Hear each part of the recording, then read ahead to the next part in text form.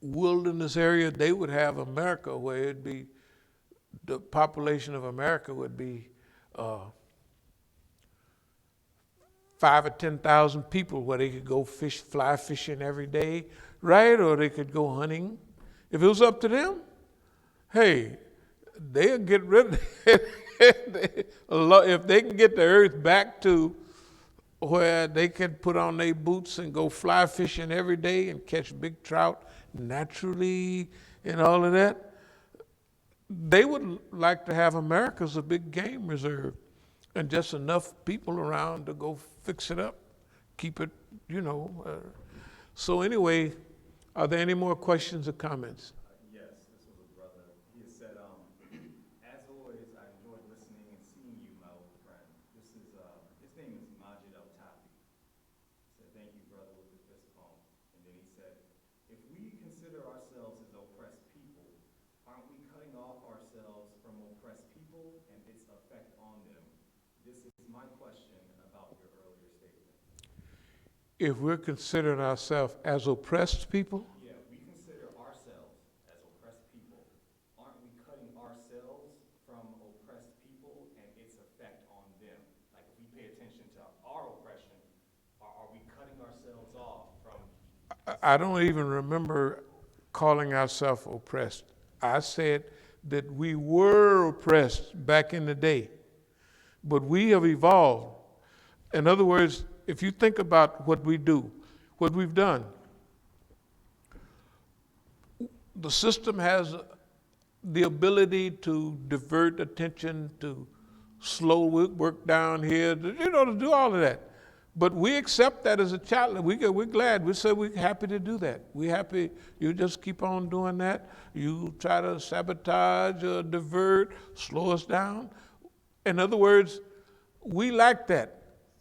The best way I can answer that is we encourage that.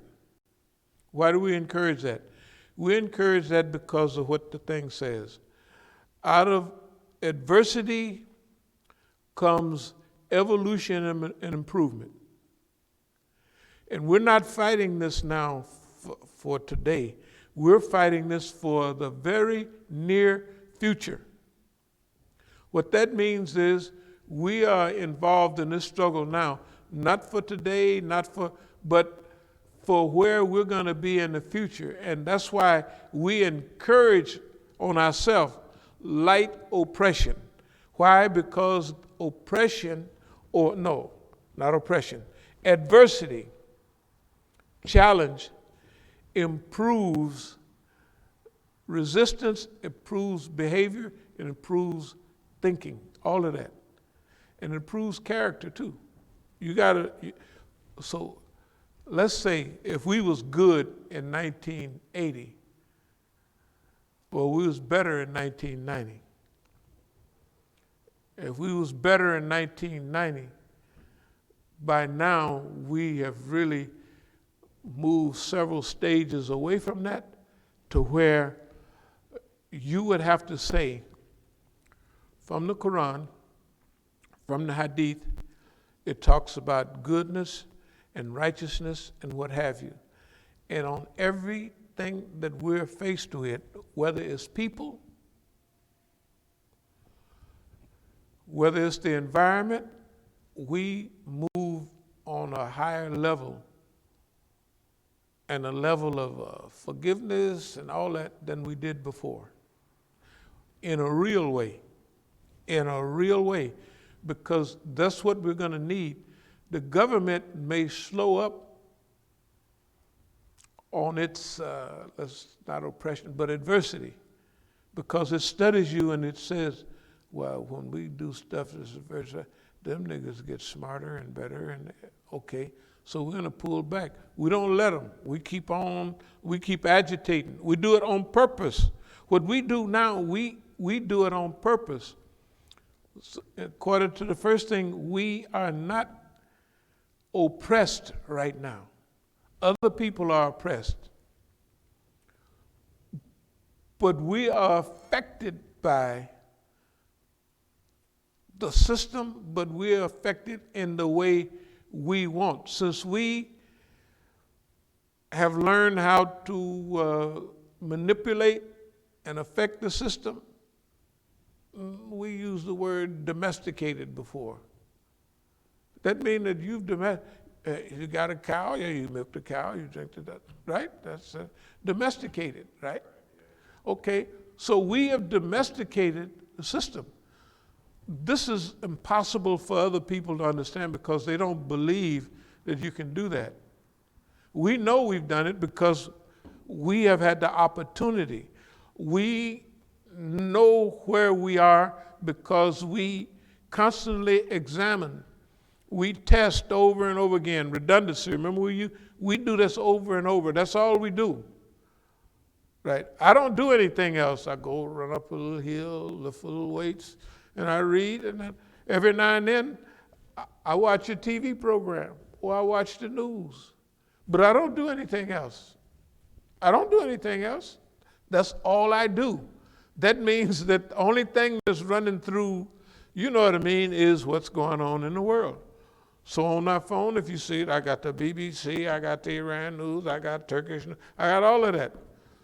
So when I ain't got nothing, when we go right now, they have Sunday programs, State of the Union, all that. You can turn on you can listen to all of it. So I'll go run, lift the little weights, and then I'll go kick back and take out my thing. You can see the notes and just listen to all of that, what they're saying. Why do we do that? Because remember, when we talked about public radio and all of this stuff, we have learned how to dissect where they're going just by listening to them. We don't have to have all this Turkish stuff and Iranian news. We know what they're saying, how they space it, and all of that. We know what they're getting ready to do, right?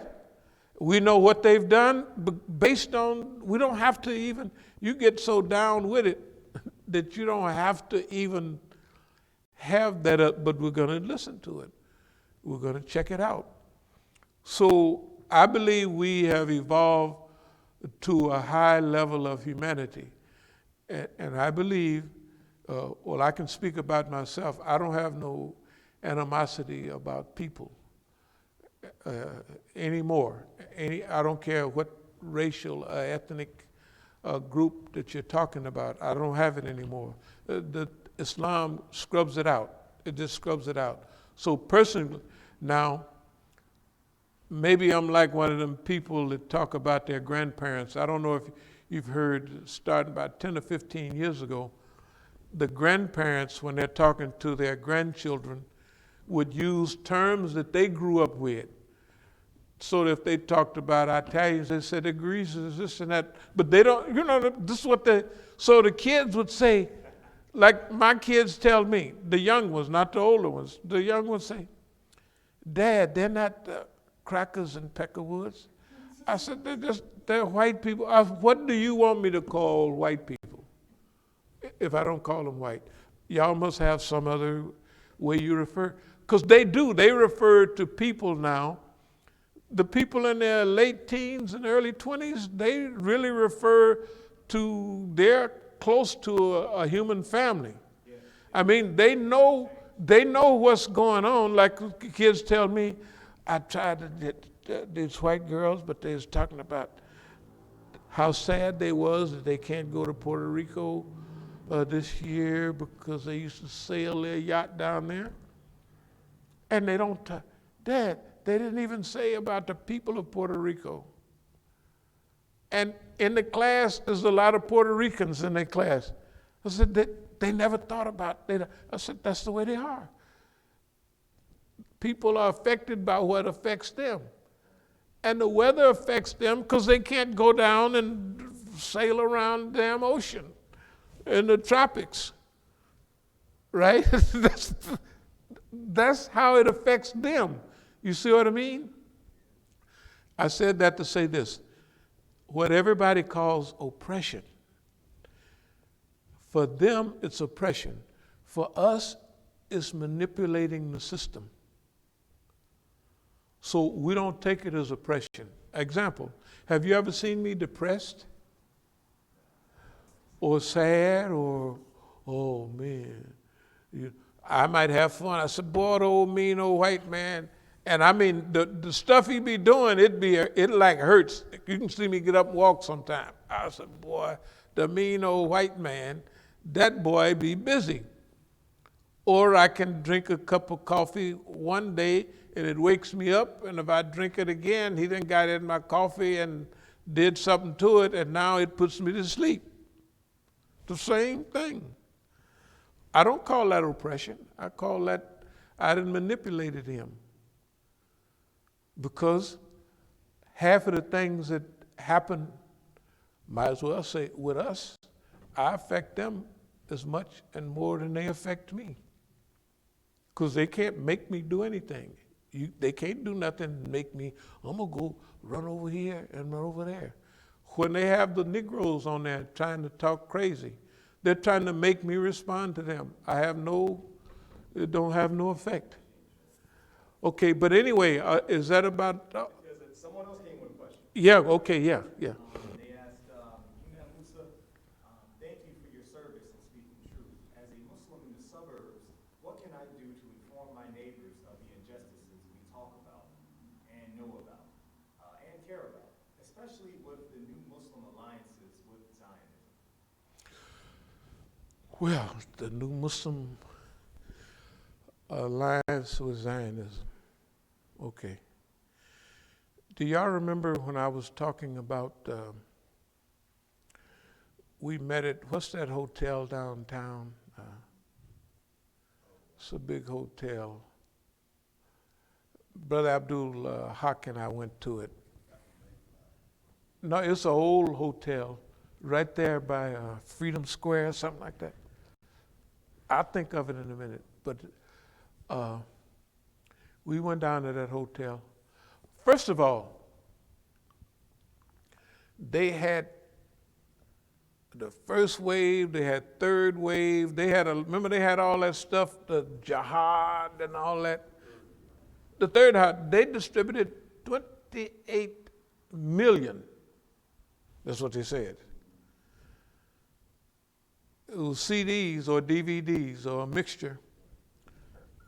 And they had us portrayed on that. So,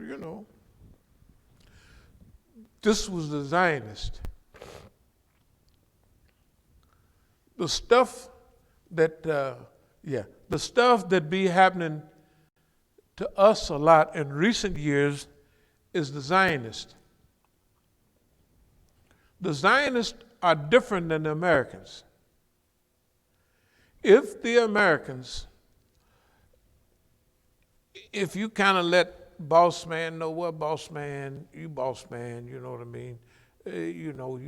You could trick him easily if you know the old Negro approach to the Reconstruction attitude, the Jim Crow attitude.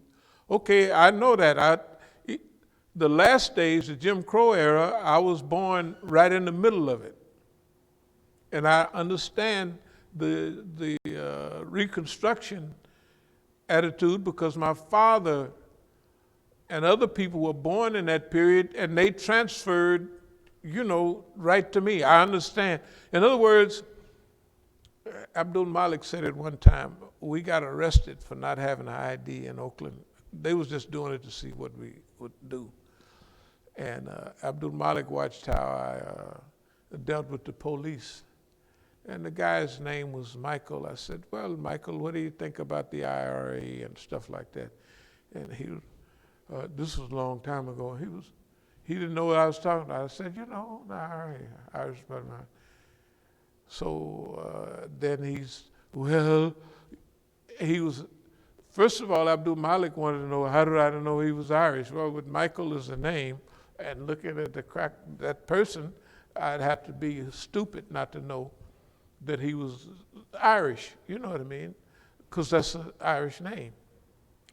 Michael Collins, Michael this, Michael that, So he said, you can do anything you want with those guys. Well, I've been around them all my life. So I have to know that he's the police. Okay, what did I do know what to do. I don't have to challenge him. I could, oh, boss man, you know what I mean? Da, da, da, da, da. I could do anything I want. Okay, so I know how to interact with them, and he wanted to know how did I know that? Well, it comes natural. So, back to the point. When we went as far as we need to go in standing up to the white man or saying, take me to your little old stupid jail. Da, da, da. We don't have to prove those points no more. That's with the American white man. The Israeli, I think I might have mentioned when Abdul Haq was here, and we had some old Zionists now with old Americans. You know, it was a couple of reporters here that was almost my age. Okay, they was from California. One of them was from California. So he said, man, I was visiting my family in Virginia, and he was laughing at him, saying, man, when they talk about the Civil War, it's not like us. When we talk about the Civil War, it was way back then, and he said, when they talk about it, it was Uncle Bud and all of them. It's like it just happened like last year, 5 years ago. You know what I mean? That's the way they are. During his time, if that was 15 years ago, the Southerners was just moving out of that mentality. Okay. So if a white person I was involved with, I could measure him and tell a few jokes, do anything, and then make a bond with him. Well, at a certain age, we was both back in the 60s. We was both, you know what I mean? And so I can push around to see how much weed he smoked. Did he take acid? You know what I mean? I'll get to the point after a while, you know, I may just do it by being self-deprecating about myself. Man, well, me too. You ain't seen nothing yet. I had a cousin, they would just do this. You know what I mean? You can get to them. But them people down there at not the Wilford or the Milford or Willard Hotel. We was at the Willard.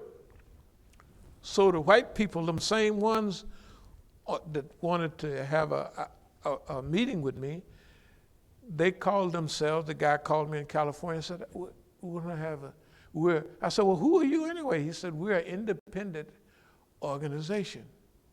So that meant independent, kind of a poor, you know, just we want to do this interview, we could sell it to somebody, we could do this, but we're independent. So I said, yeah, I'll meet you. I'm going to go back to D.C. So when I got back here, when we went down to the Willard Hotel, first of all, Independence, Willard Hotel, $600 a night. You know, that little stuff, you know, for a room this big, it's no problem. Then I saw they had 3 or 4 rooms. And then they had equipment all outside and everything. So before I started doing the interview, the guy said, hey, we'd like for you to just sign this thing here. I said, what is that, know something or other? Yeah. I said, so you guys are an independent organization, huh? Well, we are on loan to CBS or somebody. I said, oh, okay, just wanted to find out. But they had 2 recorders. So I leaned over, Brother Abdul Haq and I was both watching. Abdul Haq and I are similar age, he's a little bit older. So we was discussing those 2 guys. I said, man, I kept trying to hit at them and drop a little of this and drop a little of that. And them boys was looking straight ahead. They didn't want to hear nothing colored or ha, ha, ha. So Abdul Haq said, those was Israelis, man. Because they couldn't connect on nothing you was talking about. Because he was watching me, trying to connect with them and trying to get a few laughs. Hey, they didn't even know who the hell I was talking about. They was Israelis. And I'm trying to tell you, Israelis control this the movements and the actions and the thinking